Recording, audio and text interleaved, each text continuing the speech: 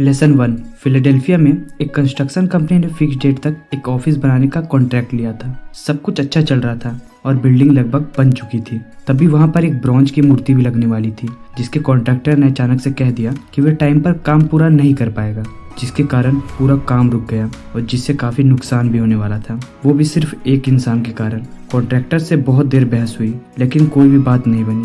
तभी आखिर में मिस्टर गाओ कॉन्ट्रैक्टर से मिलने गए। उन्होंने कॉन्ट्रैक्टर से मिलते ही कहा कि आपको पता है, ब्रुकलिन में आपके नाम का सिर्फ एक ही आदमी है। वो हैरान हो गया और कहा, नहीं, मुझे ये नहीं पता था। फिर उसने कुछ मिनट तक अपने परिवार और पूर्वजों के बारे में बताया और थोड़ी देर बाद वो जब चुप हुआ तब मिस्टर गाओ ने उसके बड़े फैक्ट्री की तारीफ की। फिर उसने बताया कि इस बिजनेस को बनाने में उसने पूरा जीवन लगा दिया है और मुझे इस पर गर्व है। और यह कहने के बाद उसने पूछा, क्या आप मेरी फैक्ट्री देखना चाहेंगे? फिर उसने मिस्टर गाओ को पूरी फैक्ट्री दिखाई और उसके बाद उन्होंने साथ में लंच किया। और लंच करने के बाद कॉन्ट्रैक्टर ने कहा, अब आप काम की बात कर सकते हैं। मुझे पता है आप यहाँ क्यों आए हैं और मुझे पता नहीं था हमारा मिलना इतना अच्छा होगा। आप फिलाडेल्फिया वापस जा सकते हैं और आपको मेरा वादा रहा कि आपका सामान सही समय पर पहुंच जाएगा, भले ही बाकी ऑर्डर्स को वेट करना पड़े। मिस्टर गाओ को वो सब मिला जो वो चाहते थे, वो भी बिना मांगे, और बिल्डिंग ठीक कॉन्ट्रैक्ट डेट पर तैयार हो गया। जिससे हमें लेसन मिलता है, अगर आपको किसी से परेशानी है तो आपको शुरुआत उनकी सच्ची तारीफ से करनी चाहिए और उसके बाद परेशानी कहनी चाहिए, जैसा कि मिस्टर गाओ ने किया था, जिसे उन्हें तो अपनी परेशानी कहने का मौका भी नहीं मिला और उनका काम टाइम पर हो गया। अगर आपको भी ऐसी वैल्यूएबल बुक समरी सुनना पसंद है तो आप हमें लाइक एंड सब्सक्राइब कर सकते हैं, जिससे जब भी हम ऐसी बुक समरी अपलोड करें तो वो आप तक पहुंच सके। लेसन 2। ऑथर एक रात पार्टी में गए थे और जब वे वहां डिनर कर रहे थे तभी उनके साथ बैठे एक इंसान ने एक कहानी सुनाई और बताया, ये कहानी बाइबल से है। पर वे कहानी बाइबल से नहीं थी। ऑथर ने उन्हें सुधारते हुए कहा, ये बाइबल से नहीं है, ये शेक्सपियर ने लिखा है। पर वो आदमी अपनी बात पर अड़ा रहा है। तभी ऑथर ने ये सवाल वहीं पर उनके बगल में बैठे मिस्टर गैमिट से पूछा, जो कि उनके पुराने दोस्त थे और साथ ही साथ उन्होंने शेक्सपियर को काफी सालों तक पढ़ा भी था। सवाल सुनने के बाद मिस्टर गैमिट ने डेल को टेबल के नीचे से धीरे से ठोकर मारी और कहा, डेल, तुम गलत हो और ये कहानी बाइबल से है। उस रात घर जाते समय ऑथर ने मिस्टर गैमिट से कहा, तुम्हें पता था ये शेक्सपियर ने लिखा है? मिस्टर गैमिट ने ये सुनते ही कहा, मुझे भी ये पता था, पर हम वहाँ मेहमान थे प्रिय डेल, और किसी इंसान को गलत क्यों प्रूव करना? क्या इससे वह इंसान तुम्हें पसंद करेगा? इसलिए उससे बहस क्यों किया जाए? यह सुनकर डेल को समझ आया कि वे न सिर्फ खुद को परेशानी में डाल रहे थे, साथ ही साथ वहाँ बैठे उनके दोस्त को भी। गौतम बुद्ध ने भी कहा है, नफरत कभी नफरत से नहीं, प्यार से खत्म होता है, और आपसी गलतफहमी कभी बहस से नहीं, बल्कि समझदारी और दूसरे इंसान की नजरिया समझने से खत्म होता है। अब इस स्टोरी से हमें लेसन मिलता है, हमें किसी भी बहस से दूर रहना चाहिए, क्योंकि किसी भी बहस का रिजल्ट तभी निकलता है जब उसे किया ही नहीं जाए। लेसन 3। अमेरिकन इंडस्ट्री में एक हड़ताल देश को 2 साल से तंग कर रहा था। माइन वर्कर परेशान और काफी गुस्से में थे। Colorado fuel and iron company से मजदूर ज्यादा सैलरी की मांग कर रहे थे और हड़ताल में प्रॉपर्टी को काफी भारी नुकसान भी पहुंचा था, जिसमें कुछ लोग जख्मी भी हुए थे। उस टाइम रॉकफेलर उस कंपनी के मालिक थे।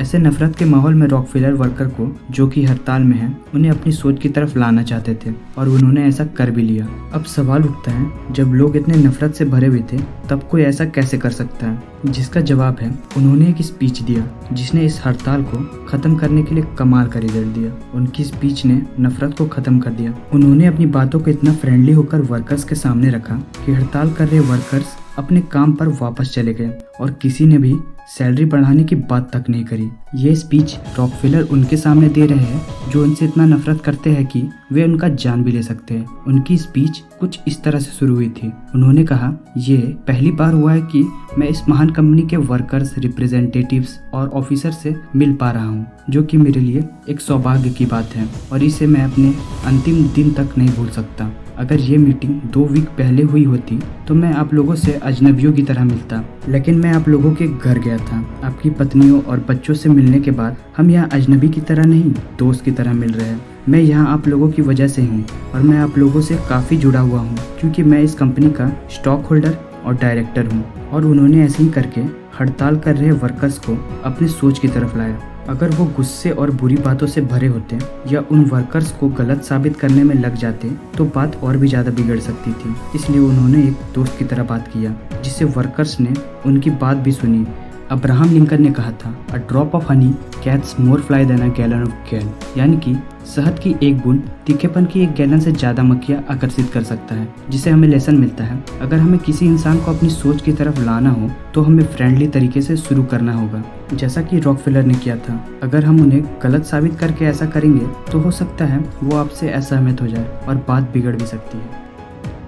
लेसन 4। पेंसिल्वेनिया के एक वोकेशनल स्कूल में एक स्टूडेंट ने अपनी कार ऐसी जगह पर पार्क कर दी थी जिससे आधी रोड ब्लॉक हो गई थी। तभी वहाँ के एक टीचर ने गुस्से से क्लास में आकर बदतमीजी से पूछा किसकी कार ड्राइव वे को ब्लॉक कर रही है। जब कार वाले स्टूडेंट ने जवाब दिया तब वो टीचर ने जोर से चिल्लाते हुए कहा, इस कार को अभी हटाओ वरना मैं इसे चेन लगाकर बाहर निकाल दूंगा। उस स्टूडेंट की गलती थी, उसे अपनी कार वहाँ पार्क नहीं करनी चाहिए थी। लेकिन उस दिन के बाद से न सिर्फ उस स्टूडेंट ने उस टीचर की बात का बुरा माना बल्कि क्लास के सारे स्टूडेंट ने भी, जिसके चलते सारे स्टूडेंट ने उस टीचर को काफ़ी परेशान भी किया। वो टीचर ने अगर फ्रेंडली होकर पूछा होता किसकी कार ड्राइववे को ब्लॉक कर रही है और सलाह दी होती कि उसके कार के हट जाने से वहाँ बाकी कार को आने जाने में आसानी होगी, तो वो स्टूडेंट खुशी खुशी कार को हटा देता और ना ही उसके क्लासमेट उस टीचर पर गुस्सा होते। क्वेश्चन पूछने से आपका कोई भी ऑर्डर अच्छा हो जाता है और जिसे ऑर्डर दिया जा रहा हो वो उस काम को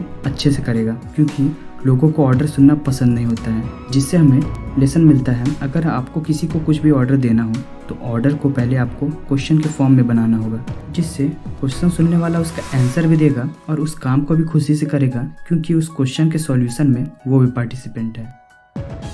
लेसन 5। थियोडोर रूजवेल्ट, जो कि यूनाइटेड स्टेट के प्रेसिडेंट और वाइस प्रेसिडेंट भी रह चुके हैं, उनसे जब भी कोई उनका गेस्ट मिलने आता तो वो उनसे बहुत ज़्यादा इन्फ्लुएंस हो जाते, चाहे वो कोई भी हो। रूजवेल्ट को हमेशा पता रहता था कि उन्हें किससे क्या बात करनी है। अब इस पर एक सवाल उठता है कि रूजवेल्ट अपनी बातों से सबको कैसे इन्फ्लुएंस कर लेते थे और उन्हें कैसे पता रहता था कि उन्हें किससे क्या कहना है। इसके पीछे का कारण, जब भी उनसे कोई मिलने आने वाला होता तब वो देर रात तक रिसर्च करते थे और उस चीज़ के बारे में पढ़ते थे जिस पर आने वाले इंसान को इंटरेस्ट है। रूजवेल्ट अच्छी तरह से जानते थे कि अगर उन्हें लोगों के दिल तक पहुंचना है तो उन्हें लोगों के इंटरेस्ट पर बात करनी होगी, जो कि उनके लिए इम्पोर्टेंट है, और जैसा वे करते भी थे, जिसके चलते लोग उन्हें बहुत पसंद करने लगते थे और इन्फ्लुएंस भी हो जाते थे। जिससे हमें लेसन मिलता है, अगर हम दूसरे इंसान की दिलचस्पी के हिसाब से बात करेंगे तो लोग आपसे बात करने में इंटरेस्टेड रहेंगे और आपको पसंद भी करेंगे।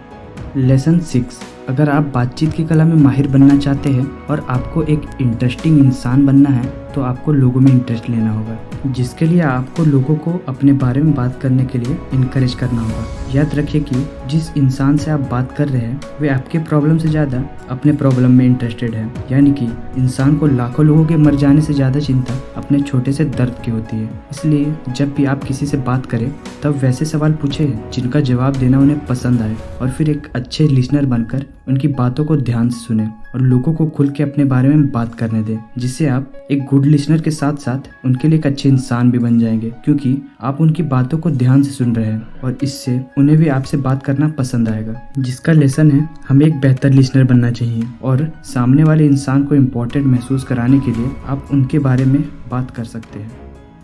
ये how to win friends and influence people का सेकंड पार्ट है। आप इसका पहला पार्ट भी देख सकते हैं, जिसका लिंक हमने डिस्क्रिप्शन सेक्शन में शेयर किया है। हम होप करते हैं आपको ये समरी पसंद आई होगी। Thank you so much for watching. We hope you are doing well.